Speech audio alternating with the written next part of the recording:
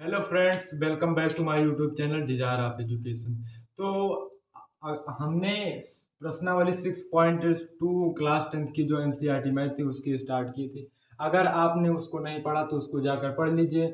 और थेल्स प्रमेय और थेल्स प्रमेय का विलोम आप अगर पढ़ चुके हैं तो अच्छी बात है, अगर नहीं पढ़ा है तो उसको भी जाकर पढ़ लीजिए, क्योंकि जो अगले क्वेश्चंस हैं सभी इसी पर आधारित हैं, थेल्स प्रमेय और थेल्स प्रमेय का विलोम। ये जो टू थ्योरम्स हैं, दोनों थ्योरम्स जो हैं वेरी इंपॉर्टेंट थ्योरम्स हैं। इन पर हमने पहले ही बता दिया है कि बहुत ही क्वेश्चंस इसी पर लगते हैं।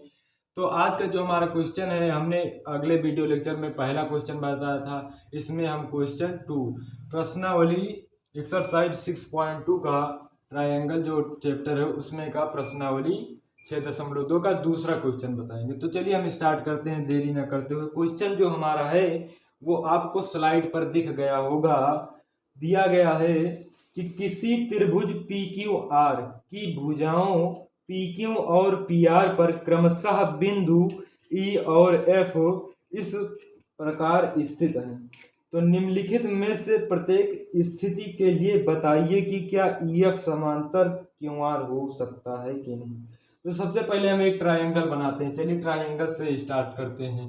देखिए, जो विजुलाइज मेमोरीज होती है वो बहुत ही स्ट्रॉन्ग मेमोरीज होती है। तो कुछ भी आप पढ़िए उसको विजुलाइज करके पढ़िए, ठीक। तो विजुलाइज करके जब आप पढ़ेंगे तो आपको जो पढ़ेंगे ना वो स्टेबल रहेगा, अत्यधिक दिन तक स्टेबल रहेगा।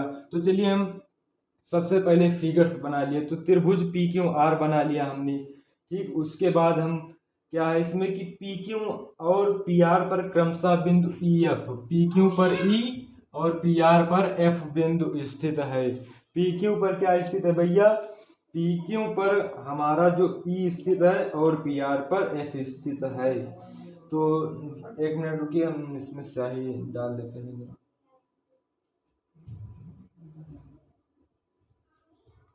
तो चलिए आगे पढ़ते हैं। तो निम्नलिखित में से प्रत्येक स्थिति, हमको तीन स्थितियां दी गई हैं और तीनों स्थितियों में क्या बताया गया, मान दिए गए हैं। अगर आपके पास एनसीईआरटी की बुक है तो उसको ओपन कर लीजिए, वरना हम तो स्लाइड पर दिखाई दे रहे हैं। और मोबाइल में भी गूगल प्ले स्टोर से जाकर एनसीईआरटी जो वो मैथ की बुक है उसको डाउनलोड कर लीजिए, वरना हम तो यहाँ पर स्लाइड आपको दिखा ही रहे हैं। तो तीन कंडीशंस दी गई हैं, तीनों कंडीशंस को सॉल्व करके हमको क्या कहना है भैया, ये जो ई एफ है इसको हमें समांतर सिद्ध करना है क्यू आर को। तो चलिए देरी ना करते हुए हम पहला कंडीशंस लेते हैं। पहले कंडीशंस में जो पीई का मान दिया गया है, पीई इक्वली दिया गया है 3.9, यहाँ पर हम लिख देते हैं, वहां पर ये पीई जो दिया गया है 3.9 सेंटीमीटर, ओके। अगला ई क्यू जो हमारा दिया गया है, ई क्यू इक्वली 3 सेंटीमीटर दिया गया है, ठीक है। अब पी एफ जो दिया गया है, पी एफ हमारा दिया गया है 3.6 सेंटीमीटर। अगला हमारा एफ आर जो दिया गया है 2.4 सेंटीमीटर। तो चलिए देर न करते हुए हम स्टार्ट करते हैं। त्रिभुज पी क्यू आर में सबसे पहले तो हम पीई बटा ई क्यू बराबर जो दिया गया है उसको लिखते हैं, जो दिया गया है उसको लिखते हैं। आप सोच रहे होंगे कि थेल्स प्रमेय लगा रहे हैं, तो थेल्स प्रमेय में पीई बटा ई क्यू बराबर पी एफ बटा एफ आर करिए। अगर हम ऐसा पहले ही कर देंगे, ऐसा हम पहले कर देंगे तो यह इसके समांतर हो जाएगा। क्यों? क्योंकि थेल्स प्रमेय और थेल्स प्रमेय का विलोम दोनों ही थ्योरम एक दूसरे से रिलेटेड हैं।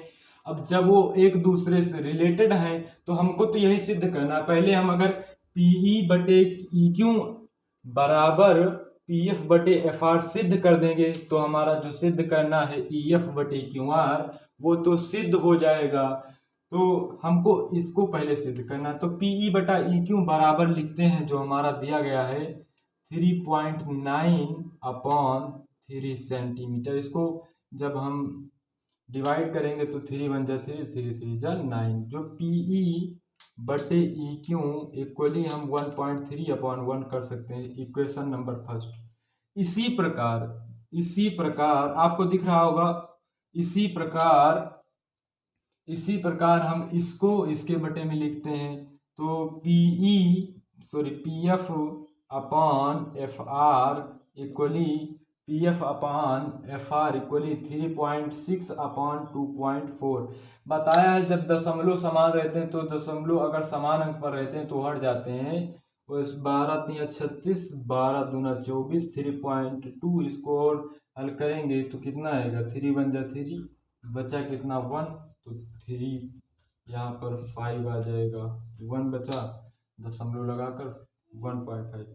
अब आप यहाँ पर देखिए, अगर इसको लिखें हम यहाँ पर पी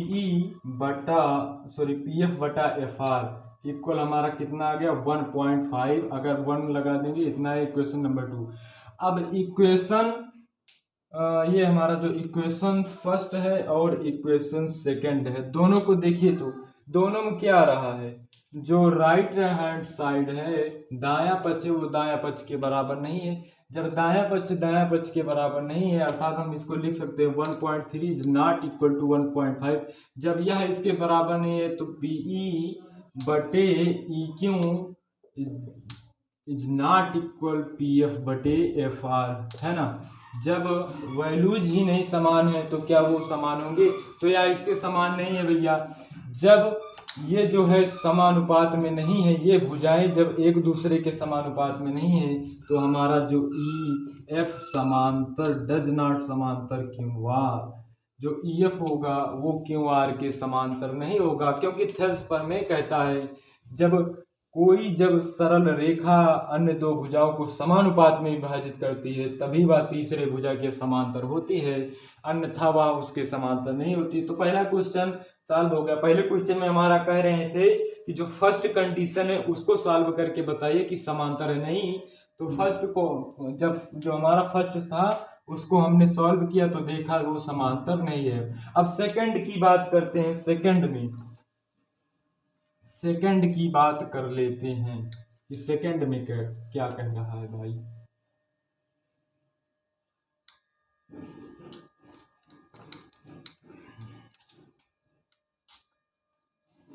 सेकंड में जो हमारी वैल्यूज दी गई है उनको लिखते हैं। पी कहीं दिख रहा है, हाँ पी दिख रहा है, तो पी का मान भैया 4 सेंटीमीटर दिया गया। कितना, 4 सेंटीमीटर दिया गया।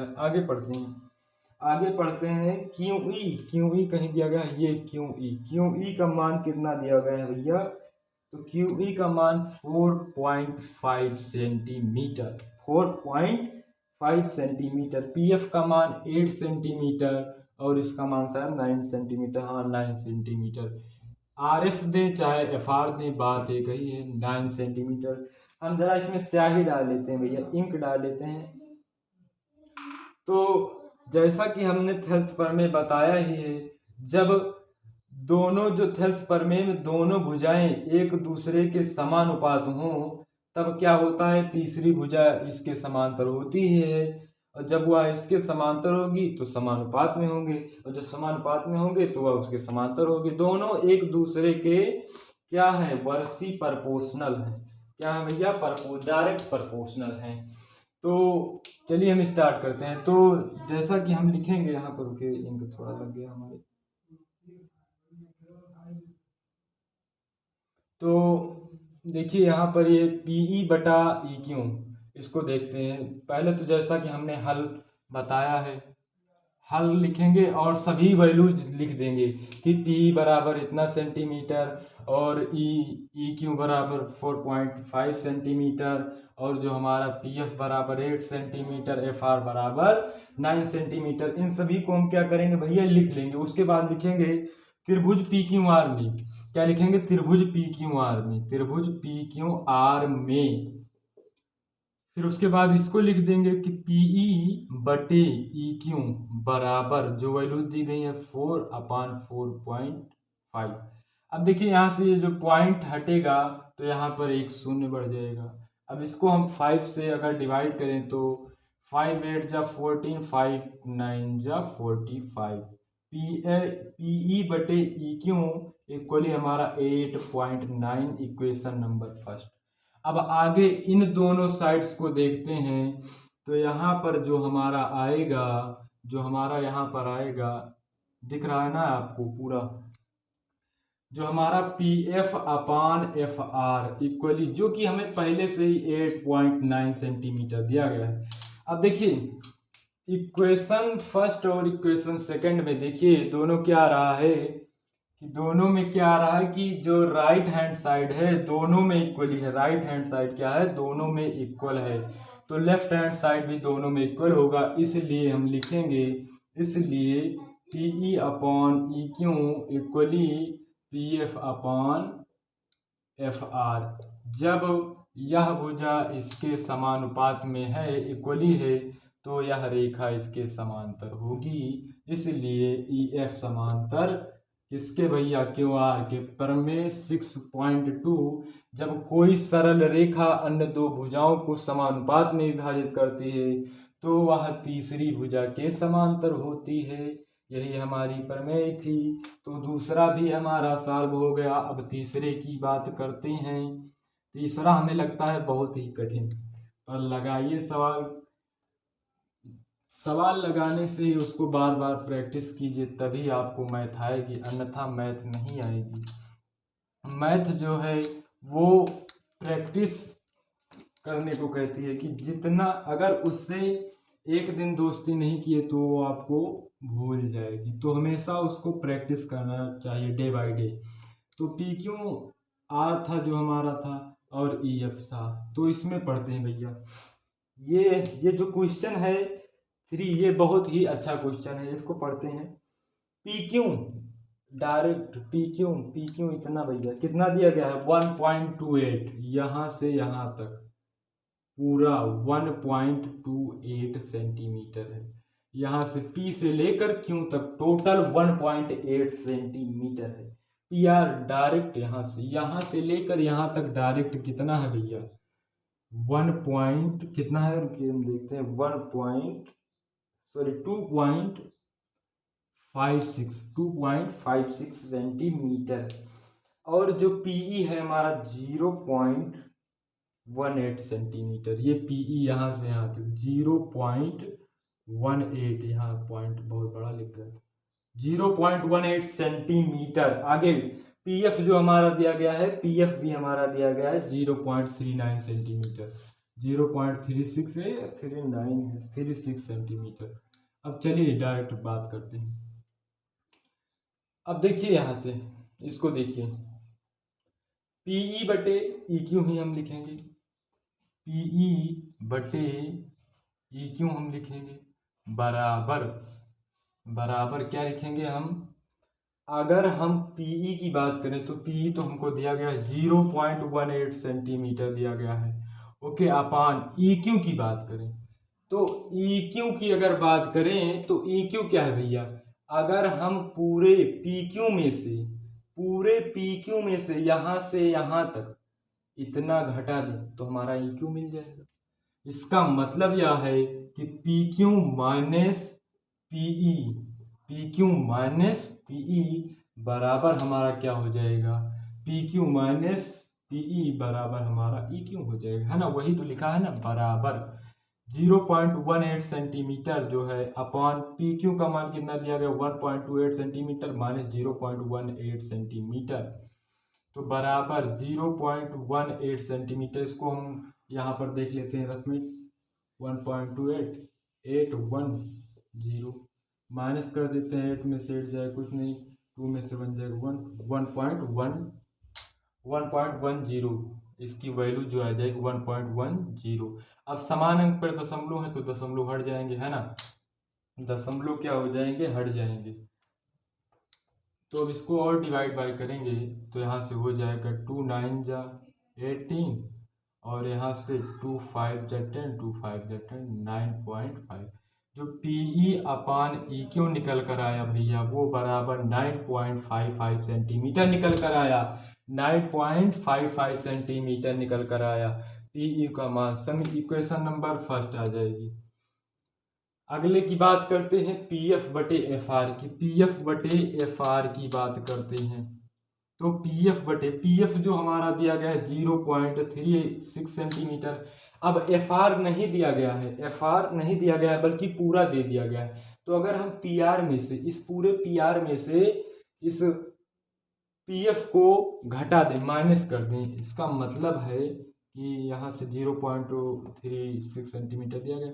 अगर हम पूरे पी आर में से पी एफ को माइनस कर दें तो हमारा क्या निकल कर आ जाएगा भैया, हमारा एफ आर निकल कर आ जाएगा। तो चलिए हम पी आर का मान 2.56 माइनस 0.36 सेंटीमीटर बराबर, इसको हम यहाँ पर देख लेते हैं रफ मॉडल में, 2.56 माइनस कितना 63.0, तो यहाँ से हो जाएगा 6 में से 6 जाएगा तो 0 आ जाएगा, 5 में 3 2 इतना आ गया हमारा। ठीक, तो हम रख देंगे वैल्यू पी एफ अपान कितना एफ आर इक्वल, अब देखिए 0.36 सेंटीमीटर अपॉन 2.20, अब समान अंक पे दशमलव हट जाएगी, 0 कोई मतलब नहीं।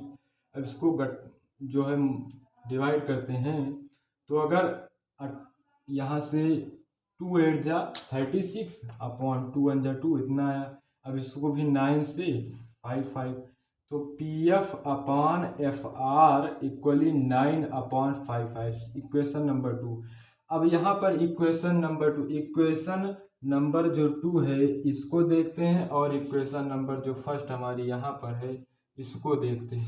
दोनों में क्या आ रहा है, राइट हैंड साइड के इक्वल है तो लेफ्ट हैंड साइड के इक्वल होगा। इसलिए हम बात करते हैं, यहाँ पर रफ कर देते हैं, इसलिए जो हमारा PE बटे EQ वो बराबर हो जाएगा हमारा किसके, PF बटे FR के। जब ये भुजा इसके समानुपात में होगी तो यह इसके समांतर होगी। क्यों? क्योंकि ऐसा तभी हो सकता है जब कोई सरल रेखा अन्य दो भुजाओं को समानुपात में विभाजित करेगी तो वह उसके समांतर होगी, इसलिए EF समांतर QR के। तो हमारा तीसरा भी, इसमें का तीसरी कंडीशन भी सॉल्व हो गई। तो फर्स्ट सेकंड तीसरे तीनों कंडीशंस को सॉल्व कर दिया। अगले वीडियो लेक्चर में हम अगला क्वेश्चन लेकर आएंगे, तो बने रहिए हमारे साथ। एकदम इजीली क्वेश्चंस आपको यहाँ पर बताया जाएगा। धन्यवाद।